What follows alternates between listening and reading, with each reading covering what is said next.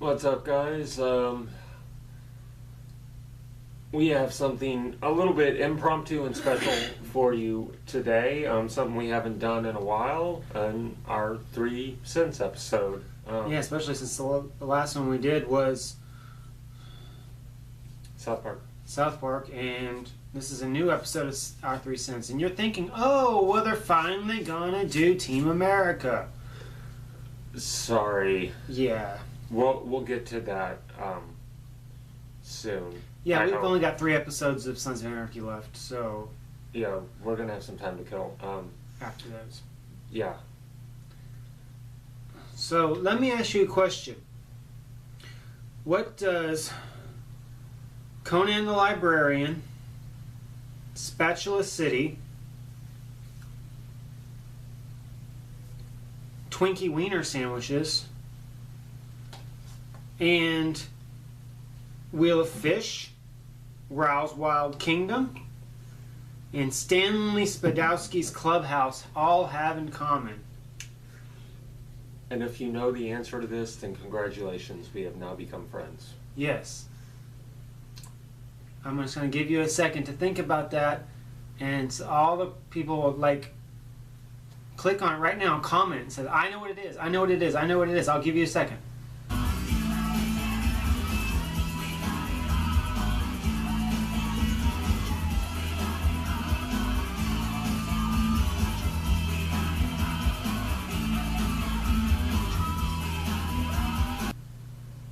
Okay, all the people who just commented saying that I know what it is, you will receive friend requests very soon.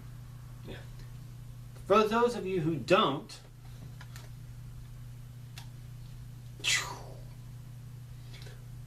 U.H.F. U.H.F. This is what would happen if Saturday Night Live and Mad Magazine had a retarded baby. Can't say that, that's offensive. A special needs baby. Okay. Backstory? Backstory is in 1989, Weird Al Yankovic was freaking God. Yeah, it was pretty popular by that time. And so I'm sure he thought to himself, well, what if I made a movie? 25 years later, you are watching the review of that movie. Yeah. Somebody at some point during the late 80s decided, hey, let's give Weird Al Yankovic a bunch of money to make a movie. Now, whether this was actually a smart decision or not, that's up for debate. But the end result is pretty fantastic. It's fantastic in a way, like, gosh, this movie is just, I don't know. I don't know what to say. How I don't know how to do this movie justice. It's what I would personally refer to as, if it wasn't so awesome, it'd be a bad Netflix movie. Yes. It is. And only reason I'm not giving it that is because I am such a huge Weird Al fan that this movie is so terrible that it's awesome. Yeah. It very much, well, there is a factor in liking this movie that you kind of have to know Weird Al and you have to know what he's all about. You know, this, you know, he is all he knows is parodies and polka. Mm-hmm. Although there's no polka in this movie. No. Which was odd. But this movie is filled with just is filled with a lot of parodies, a lot of 80s references. I mean, just filled to the brim with 80s references. I mean, it's literally 97 minutes of 80s parody. Pretty much, with a small story mixed in there. Yeah. You know? It's just...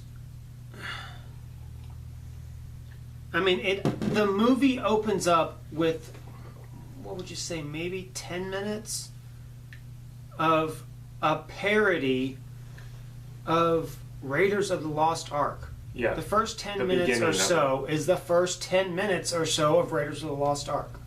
Yeah. Done very well, Yeah. by the way. Incredible parody. You know, everything not accurate because it's Weird Al, so of course it's not. It's going to be a little off. But it was still very well done. And I need to take back that the movie is awful. It's cheesy. It's very, very cheesy. But it's got some outstanding performances. Yeah, and it has some like really big name actors in there who were not really big names at the time. Well, one of them. Well, obviously Weird Al, yeah. No, I mean the guy who played R.J. Fletcher. He's pretty well known. And he is? Oh, I don't remember his name. Well, while you're looking that up, we got Michael Richards, who is the scene stealer. Oh, gosh, yes. Imagine Kramer if Kramer's character was not in Seinfeld. Because I hate Seinfeld. I'm sorry. Yeah. Seinfeld is stupid. And therefore I always never really liked anybody that was associated with that show. But now that I've seen Michael Richards in something besides Kramer and besides that video of him being a racist asshole, he's actually really funny. He is. He's hilarious. And it's all physical comedy. Yeah. He was definitely the scene stealer. Let's see, who else did we got? We got Fran Drescher, who's just not a nanny. Who's just being Fran Drescher. Yeah. You know, Victoria Jackson. Yeah, played Terry. Who was a little bit well known by the time this movie came out because she was actually on Saturday Night Live.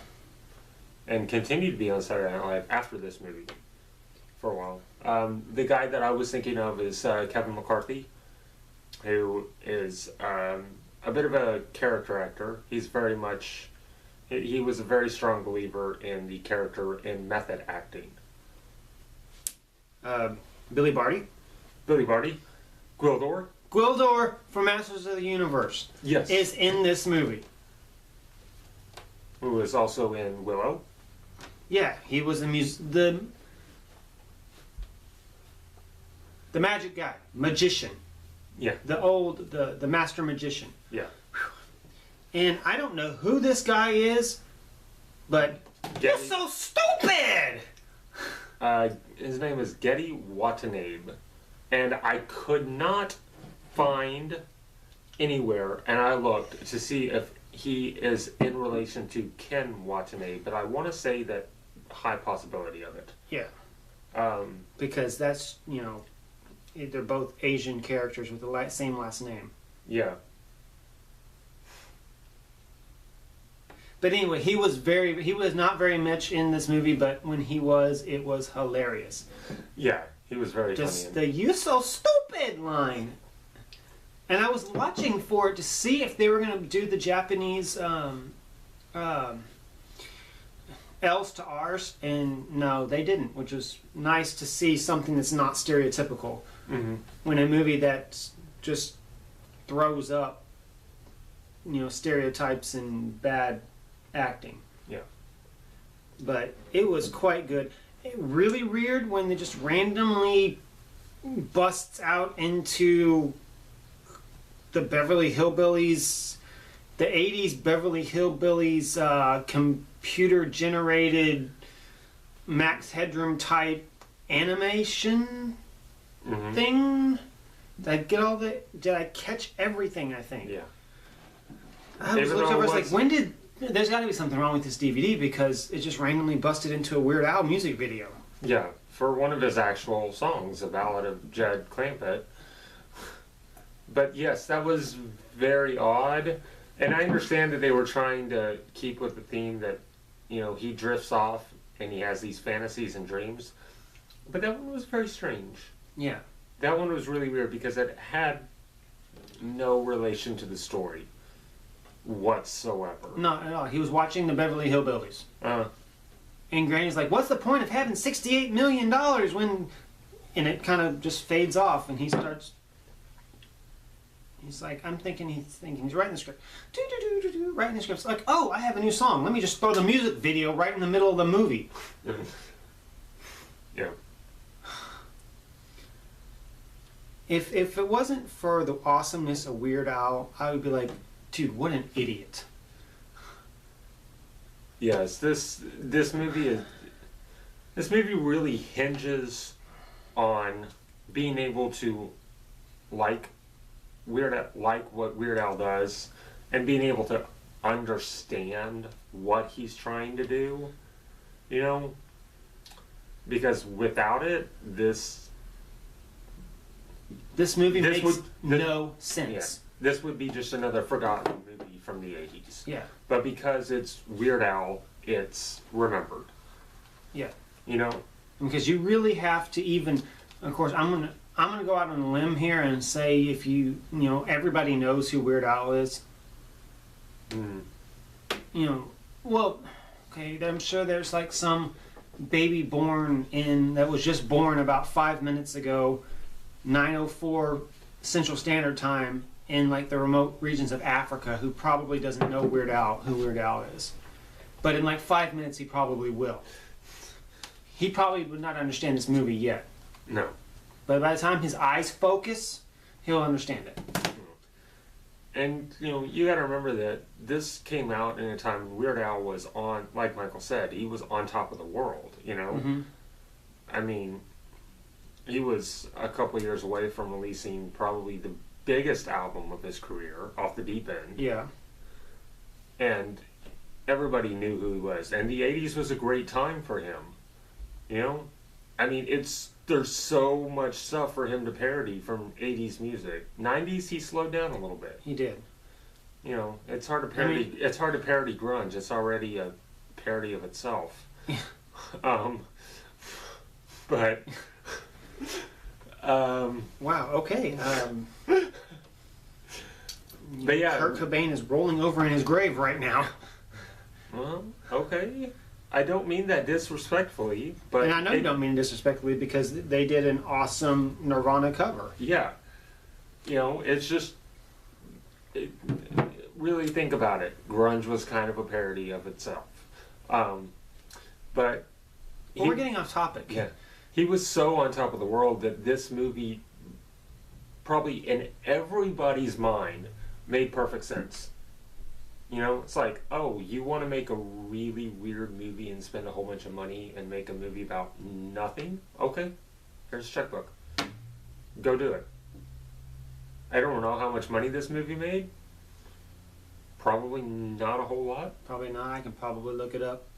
But well, I'll look it up and I'll put a little postmark at the end of the video. yeah, I just Yeah.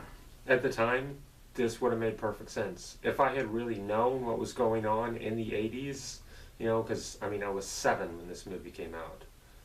I didn't even know about Weird Al yet when this movie came out. I didn't know about Weird Al until Off the Deep End album. That was when I discovered him, truly. But if I had been a teenager, I would have been like, of course I want to see this movie. I would have loved this. So. The mad scientist alien. That was weird. That part was a little strange. But Yeah. I was almost expecting it as soon as he said that. As soon as he said, I have to go home, I'm like, oh, he's really an alien. And You saw him in the background. I'm yeah, like, he's going to get picked up by a light or something. And okay, I got to go back to. Did he really? Did our alien really go on U-62 and host a show about how to make plutonium out of household items. Oh. It's making sense now because he's an alien. He has a superior intellect. But he was going to make plutonium out of household items. Oh shit, I totally forgot about that part. Oh, that was so great. And again, another 80s movie reference. Back to the Future. Obviously, but yes. And That was so fantastic. And Raoul's Wild Kingdom. Okay, I'm sorry. PETA would have been all over that shit back then. Oh, yeah. Oh, very much so. I mean, PETA would have had a fucking field day. I'm sure that was probably a reference to, like, Jack Hanna or something. But, oh, yeah, we're going to teach poodles how to fly. And so he throws them out of a third-story window. And it wouldn't have been so bad if they didn't have the wide shot with the big pile of fucking poodles on the ground. Oh, and apparently, which we've learned, and we need to wrap this up because it's 9:14 and we're missing Sons of Anarchy right now. Apparently, if you lick the underside of a turtle, it'll stick to the ceiling. Yeah. We'll leave it at that. And we'll be back in an hour and a half on a different video talking about Sons of Anarchy. You've been busy today. This is going to be 3 videos that you've shot. 3 videos I've shot and worked on. In one day. And, crazy. All right. Oh yeah, by the way, what we're talking about is episode 6 of What's New. It's online right now. Yeah. I'll post a link in it because I actually discuss U.H.F. in that video. All right. So, blessed be. Thanks a lot.